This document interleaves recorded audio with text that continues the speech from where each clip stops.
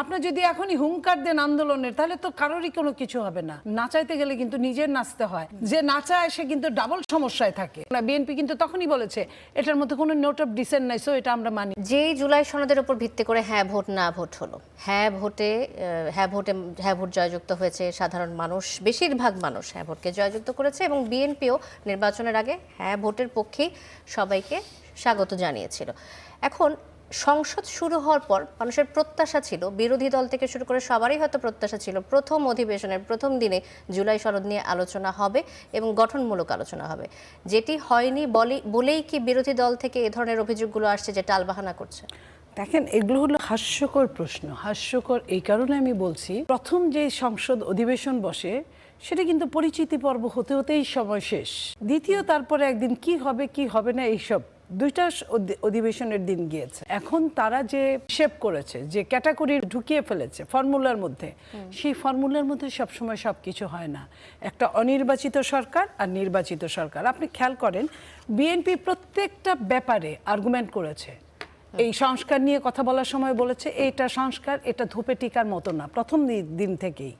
তারপরে যখন বিএনপির টার্গেট কি ছিল, একটা ভালো নির্বাচন হোক, দেশের মানুষ যা চায়, অনেক দলেরও টার্গেট তাই থাকা উচিত, বিএনপি তাই মনে করেছে।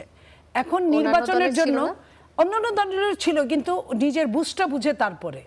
এখন বিএনপির আপনি দেখেন এই সংস্কার নিয়ে এত কথা বলছে, 31 দফার মধ্যে যা আছে বিএনপি 23 সালে যেটা ফ্লাশ হয়েছিল ফ্যাসিস্টের আমলে, তার 50% সংস্কার কিন্তু বিএনপি আপনার 31 দফার মধ্যেই আছে। তো বিএনপি তো সেগুলো মেনে নিয়েছে। তারপরে ওর মধ্যে 70 অনুচ্ছেদ ছিল, ওর মধ্যে উচ্চকক্ষ নিম্নকক্ষ ছিল, তার মধ্যে প্রধানমন্ত্রী সময়সীমা ছিল 2 বারের বেশি না, তার মধ্যে এরকম অনেকগুলো কিছু আছে যেটা জটিল। তারপরেও বিএনপি কিন্তু এগুলো চুলচেরা হিসাব কিন্তু সব মিলে, সব দল মিলে যখন একটা ডিসিশনে আসে তখন ওটা কিন্তু সংশোধনী হয়। সংশোধনী হওয়ার মতো সময় দিতে হবে। যেটা নোট অফ ডিসেন্ট ছিল, আমি বলি আপনার 2 দিনের তো সময় না। আচ্ছা ঠিক আছে, 2 দিনে সম্ভব না। আমি ধরেন আমি আপনাকে বলি, ইলিগালি কথা বললে আগে সরকার যেটা বলেছে, আমি আপনার একটু শোনার সুযোগ দেন। বলেছে যে 180 দিনের মধ্যে না হলে অটো পাস হবে। নিশ্চয়ই আপনার মনে আছে। 180 দিন তো অনেক দূরের ব্যাপার, কার্য দিবস মাত্র তো 2 কার্য দিবস গেল। আপনি যদি এখনই হুঙ্কার দেন আন্দোলনের তাহলে তো কারোরই কোনো কিছু হবে না। না সরকারি দল ভালো মতো থাকতে পারবে, না বিরোধী দল ভালো মতো থাকতে পারবে। নাচাইতে গেলে কিন্তু নিজের নাচতে হয়, আবার প্ল্যান করতে হয় অন্যকে কিভাবে নাচাবেন। যে নাচায় সে কিন্তু ডাবল সমস্যায় থাকে। সো এটা অনেক প্রতীক্ষার পর একটা গণতন্ত্র মাত্র সূচনা, অঙ্কুরিত হয়েছে গাছ, এখনো কিন্তু অনেক দূর যেতে বাকি। এই যে নিয়ে যে কথাগুলো বলছেন বিএনপি, তো সেই দিন আমি এই লাইনটা শেষ করি, যখন বিএনপি একরকম সিগনেচার নিল, আপনার আরেক রকম ভাবে সরকার প্রধান তৎকালীন ইন্টারিম যখন ঘোষণা দিল, সেখানে কোনো নোট অফ ডিসেন্ট ছিল না। বিএনপি কিন্তু তখনই বলেছে এটার মধ্যে কোনো নোট অফ ডিসেন্ট নাই, সো এটা আমরা মানি। কিন্তু মানি না বলছে, বলে রেখে দিছে। এটা তো খুব বড় ব্যাপার নয়। গণভোটটা আপনি যত ভাবেই করেন না কেন, সংসদে আপনাকে যেতেই হবে। সংসদে 2/3 মেজরিটি যাদের থাকবে, সেটা যদি জামাতের থাকতো জামাতের প্রতি ডিপেন্ড হতো, সেটা যদি এনসিপির থাকতো এনসিপির প্রতি ডিপেন্ড হতো, এটাই স্বাভাবিক। তো বিএনপি ওইটাই বলছে 2/3 মেজরিটি, এটাই নিয়ম সংসদের। তাইলে সংসদের নিয়ম যদি তাই হয়, তাহলে আপনি আগেই যদি বুঝেন যে আপনার কিছুই হবে না বলে আপনি আশা ছেড়ে দিলেন আর আন্দোলনের ঘোষণা দিলেন, এটা তো ঠিক না।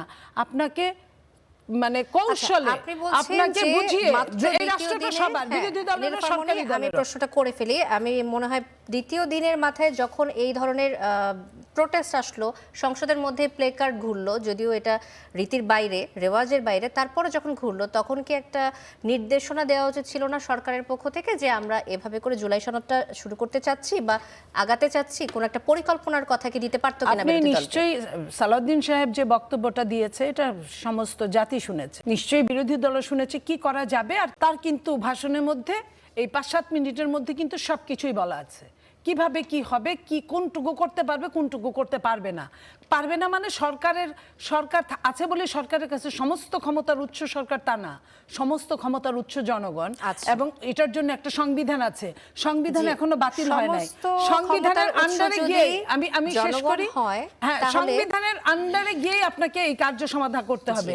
সেটা আপনাকে হয়তো সংশোধনী আনতে হবে। সংশোধনী আনার জন্য 2/3 মেজরিটির দরকার পড়বে। যখন আপনার হা জয়যুক্ত হয়েছে বলবে, তখনই ওটা সম্ভব হবে। এখন জয়যুক্ত হওয়ার জন্য যদি বিরোধী দল ভাড়া করে লোক আনতে পারে, আনুক, সরকারি দল থেকে নিক। সরকারি দল তো 70 অনুচ্ছেদ বলছেই, 70 অনুচ্ছেদে কি কি পারবে আর কি কি পারবে না, যদি সরকারি দলের কেউ যায় তাদের সঙ্গে যায় গলা মিলাবে। আচ্ছা, সমস্ত ক্ষমতার উৎস যদি জনগণ হয়, তাহলে দেশের জনগণ কিন্তু ভোট 11টি দিয়েছে। সিটি কর্পোরেশনের পর 42টি জেলা পরিষদেও জেলা দলীয় নেতাদের প্রশাসক হিসেবে নিয়োগ দিয়েছে বিএনপি সরকার। ভোট না দিয়ে জনগণকে সমস্ত ক্ষমতার উৎস হিসেবে না বানিয়ে বা সেদিকে না ঠেলে দিয়ে প্রশাসক নিয়োগের প্রক্রিয়া কি গণতান্ত্রিক বলে মনে করেন? এটা তো কিছুদিনের জন্য, খুব সাময়িক। তারা তো ইলেকশন দিবে খুব তাড়াতাড়ি। ইলেকশন দিলে এটাই স্বাভাবিক। সরকারি দলের কিছু ফ্যাসিলিটিস থাকে, সরকারি দলে অনেকেই ছিল না, তাদের দল কিন্তু ইন্টারিম গভর্নমেন্টের সময় বিরাট বিরাট ফ্যাসিলিটিস নিয়েছে, সমস্ত বিশ্ববিদ্যালয় দখল করেছে, সমস্ত প্রশাসন দখল করেছে। আমরা কিন্তু কিছুই বলি না, আমরা কিন্তু কিছুই বলি না, আমরা কিন্তু বলেছি ইন্টারিম গভর্নমেন্ট কারো না কারো ঘাড়ের উপর সওয়ার হয়েছিল, আমরা দেখেছি, আমরা কিছু বলিনি। আমরা এখন যেটা যে কাউকে না কাউকে দায়িত্ব দিতে হবে। এখন আমি আপনাকে দায়িত্ব দিব, আরেকজনকে দায়িত্ব দিব, সে আমার কথা শুনবে না, সে আমার উল্টা হয়ে আবার আন্দোলন করবে। সেই টাইমটা তো আসলে 6 মাস 3 মাস তো আসলে একটা কি বলে ওটাকে হানিমুন পিরিয়ড বলে।